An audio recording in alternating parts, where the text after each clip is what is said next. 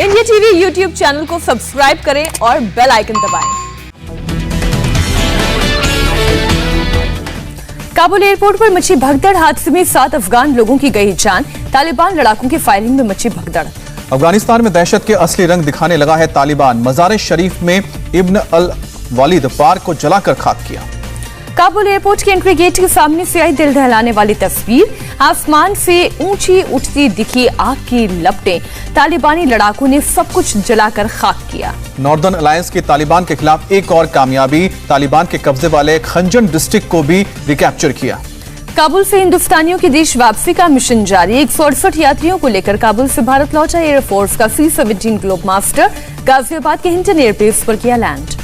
काबुल से भारत लौटे 168 लोगों में 107 भारतीय, 40 अफगान, सिख, हिंदू और साथ ही अफगान के मुस्लिम लोग शामिल। सुबह 5 बजे उड़ान भरी थी। ग्लोब मास्टर से अफगानिस्तान के सेनेटर अनारकली हुनियार, अफगान सांसद नरेंद्र खालसा भी भारत पहुंचे। सभी ने केंद्र सरकार और एयरफोर्स का शुक्रिया अदा किया। भारत आने के बाद भावुक हुए अफगान सांसद तालिबान के कहर का आंखों देखा हाल बयां किया। कहा आतंकी उनकी गाड़ियां तक उठा ले गए। अफगान सांसद नरेंद्र खालसा ने कहा करीब 200 सिख और हिंदू अफगानिस्तान में अभी भी फंसे हैं। तालिबानियों से बचकर गुरुद्वारे में शरण ली है। उन्हें भी भारत लाने की कोशिश जारी। काबुल की मानवाधिकार कार्यकर्ता अनारकली हुनियार को भी तालिबान से डर। उन्होंने कहा कि किस तरह से वहां पर बच्चियों और जो महिलाएं हैं उन पर अत्याचार किया जा रहा है। प्रधानमंत्री मोदी का शुक्र अदा किया बाहर बचाने के लिए। काबुल से निकालने के लिए अफगान सिखों ने कहा हर जगह तालिबान की दहशत, अफगानिस्तान में कोई सरकार नहीं।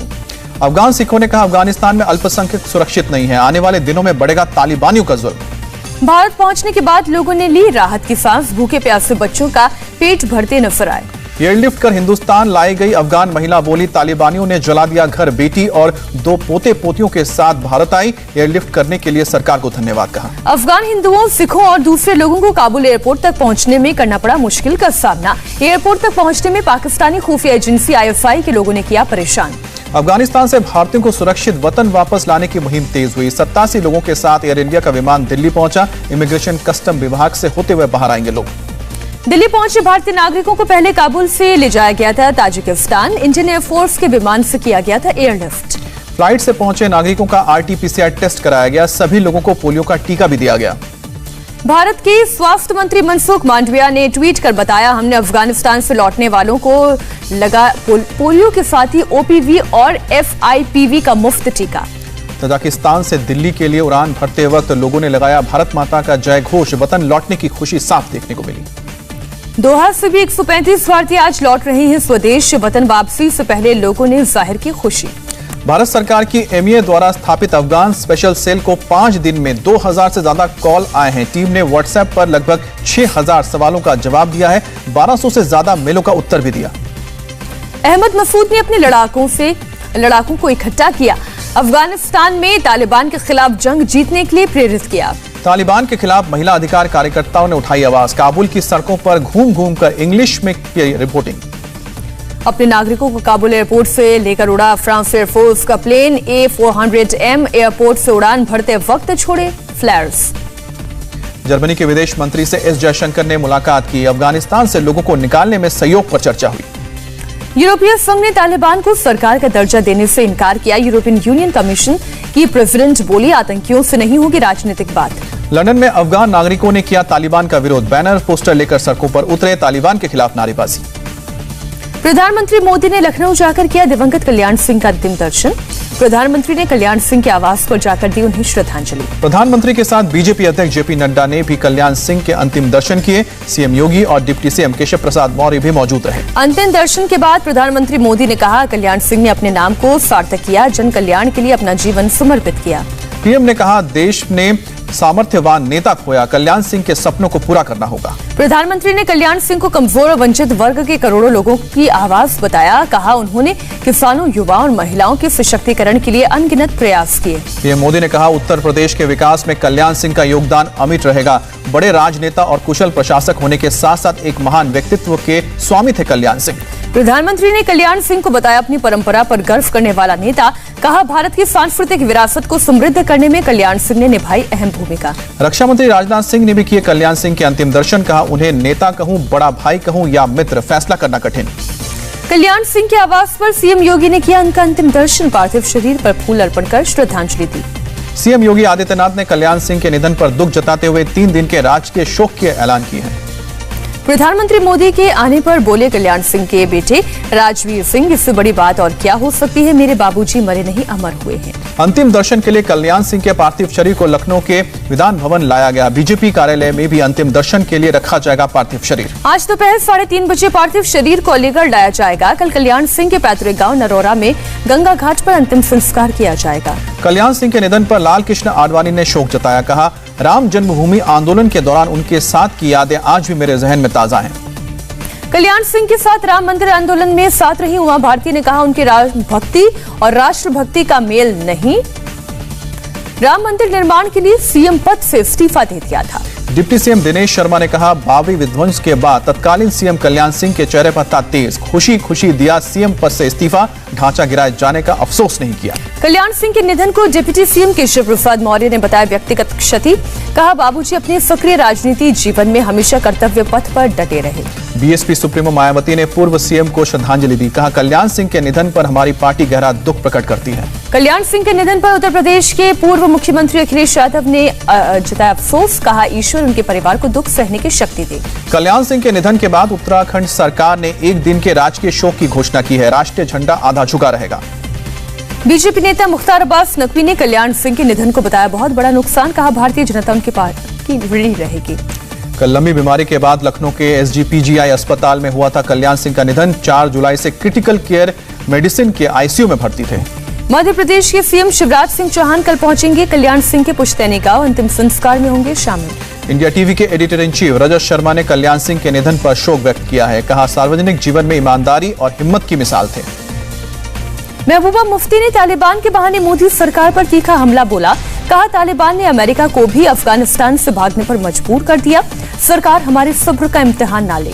केंद्र सरकार की तालिबान से तुलना करते महबूबा मुफ्ती ने कहा सरकार को भी जम्मू कश्मीर से जल्द आर्टिकल 370 को वापस लागू करना होगा, वरना उनका भी हाल वैसा ही होगा जैसा अफगानिस्तान में अमेरिका का हुआ। महबूबा की धमकी पर मुख्तार अब्बास नकवी ने दिया करारा जवाब, कहा आतंकवाद के प्रति मोदी सरकार जीरो टॉलरेंस की नीति पर काम करती है और महबूबा मुफ्ती के ज्ञान के पीछे खोट है। जन आशीर्वाद यात्रा के तहत हिमाचल प्रदेश पहुंचे केंद्रीय मंत्री अनुराग ठाकुर, कहा यात्रा के दौरान रोज 25 से 30 हजार लोगों से मिलना हो रहा है, जो समर्थन और आशीर्वाद मुझे मिल रहा है वो अभूतपूर्व है। अनुराग ठाकुर ने कहा प्यार मिलने के पीछे प्रधानमंत्री नरेंद्र मोदी की जनता के हित में नीतियां और जन कल्याणकारी सोच शामिल है। अनुराग ठाकुर बोले धर्मशाला में खेल सुविधाओं को बेहतर बनाने और खेल आयोजनों की संख्या बढ़ाने का प्रयास करेंगे। ला गणेशन ने मणिपुर में नए राज्यपाल का संभाला पदभार, राष्ट्रपति रामनाथ कोविंद ने की मणिपुर के गवर्नर की नियुक्ति। कल से शुरू होगा उत्तराखंड विधानसभा का सत्र। कोरोना के कारण 2 ग्रुप्स में बैठाए जाएंगे विधायक। 71 विधायकों में से 40 विधानसभा के मेन एरिया में बैठेंगे और 31 विधायक कमरा नंबर 107 में बैठेंगे।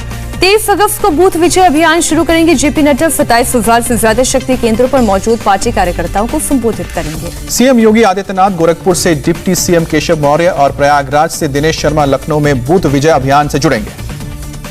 दिल्ली में जंतर मंतर पर नारेबाजी मामले में पुलिस ने हिंदू आर्मी चीफ सुशील तिवारी को किया गिरफ्तार। पुलिस बीजेपी नेता अश्विनी उपाध्याय समेत 5 लोगों को पहले ही कर चुकी है अरेस्ट।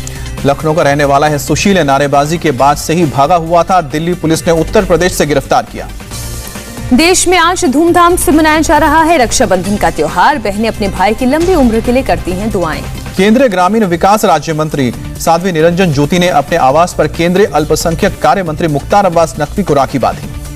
देहरादून में आईटीबीपी के जवानों और उत्तराखंड पुलिसकर्मियों के साथ मना रक्षाबंधन का त्योहार।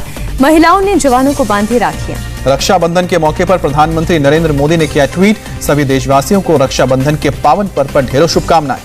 पश्चिम बंगाल के कोलकाता में रक्षाबंधन पर दिखा पीएम मोदी का जबरदस्त क्रेज। प्रधानमंत्री के चेहरे वाली राखी की जमकर हुई सेल। भोपाल में मुख्यमंत्री शिवराज सिंह चौहान ने मनाया रक्षाबंधन। महिलाओं ने सीएम को राखी बांधी। केंद्रीय मंत्री अश्विनी वैष्णव ने उड़ीसा में मनाया रक्षाबंधन। कालाहांडी में सिक्योरिटी गार्ड की महिलाओं ने अश्विनी वैष्णव को बांधी राखी। मुरादाबाद में छात्राओं ने अनोखे अंदाज में राखी का त्योहार मनाया। पेड़ों को राखी बांधकर पर्यावरण को बचाने का मैसेज दिया। मध्य प्रदेश में 25-26 अगस्त को चलाया जाएगा mega vaccination campaign. CM Shivraj बोले टीकाकरण है कोविड की सुरक्षा कर। शिवराज ने दूसरा डोज ना लगवाने वालों को चिताया, कहा दूसरा डोज लेने के बाद ही वैक्सीन पूरी तरह से प्रभावी। देश में 24 घंटे में कोरोना के 30,000 से अधिक मामले आए सामने। 403 लोगों ने कोरोना से तोड़ा दम। 24 घंटे में 38,000 से अधिक लोगों ने किया रिकवर। केरल में कोरोना के 17,000 से ज्यादा नए केस सामने आए हैं और 83 मरीजों ने जान गंवाई है। आंध्र प्रदेश में कोरोना के 1200 से ज्यादा मामले। 24 घंटे में 1,500 रिकवर।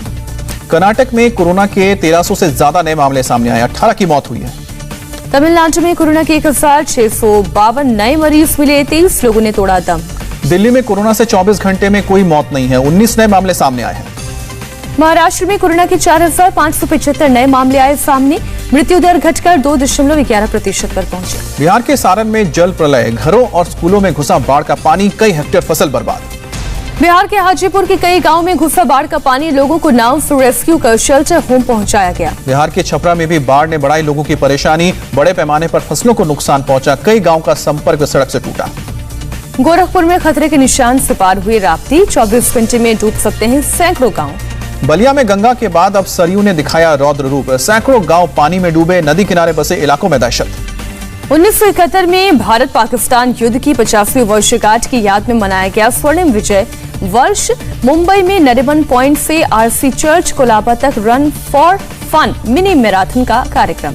उज्जैन के महाकाल मंदिर में आज सुबह जल्द ही की गई भस्म आरती, महाकाल को बांधी गई राखी। पैंडेमिक के कारण श्रद्धालुओं को आरती में शामिल होने की इजाजत नहीं मिली। हरियाणा के गुरुग्राम में महिला की चाकू मारकर हत्या, परिजनों ने सीढ़ियों से गिरना बताया मौत की वजह। पुलिस मामले की जांच में जुटी। आंध्र प्रदेश के विशाखापट्टनम में पुलिस के हाथ लगी बड़ी कामयाबी, चोरों के कब्जे से 17 लाख कैश और 2 तोला सोना बरामद। ठाणे के मुमरा खाड़ी से बरामद हुए शव की पहचान हुई। मृतक नौपाड़ा का रहने वाला एक ज्वेलर था। गोवा के अंजुना बीच पर 19 अगस्त को 2 रूसी नागरिकों की डेड बॉडी मिली। प्राथमिक जांच में एक महिला के फांसी लगाने की आशंका। बिहार के मुजफ्फरपुर में मेले के दौरान पशु बलि रोकने पहुंची पुलिस टीम पर हमला। पुलिस ने हवाई फायरिंग कर अपनी जान बचाई। इलाके में भारी संख्या में पुलिस बल तैनात। ऑस्ट्रेलिया ने बनाया देश में वैक्सीनेशन का रिकॉर्ड। शुक्रवार को 3,10,000 लोगों को टीका लगा। ऑस्ट्रेलिया में लॉकडाउन के खिलाफ हुआ प्रदर्शन, पुलिस के साथ हुई लोगों की झड़प। चीन के पूर्वी शंघाई में 5 नए केस मिलने से हड़कंप, इनमें 3 एयरपोर्ट स्टाफ बताए गए। वियतनाम के हो ची मिन्ह शहर में तेजी से बढ़ रहा है कोरोना, बचाव के लिए भेजनी पड़ी सेना। रूस के जंगलों में लगी भीषण आग बुझाने के लिए वाटर प्लेन का इस्तेमाल किया जा रहा है। फायर फाइटर्स भी आग बुझाने में जुटे हैं। पाकिस्तान के ग्वादर में आत्मघाती हमले की चीन ने की निंदा। इमरान खान से कार्रवाई की मांग। अंडर 20 वर्ल्ड एथलेटिक्स चैंपियनशिप में भारत के अमित खत्री ने रचा इतिहास। 10,000 मीटर रेस वॉक में जीता सिल्वर मेडल।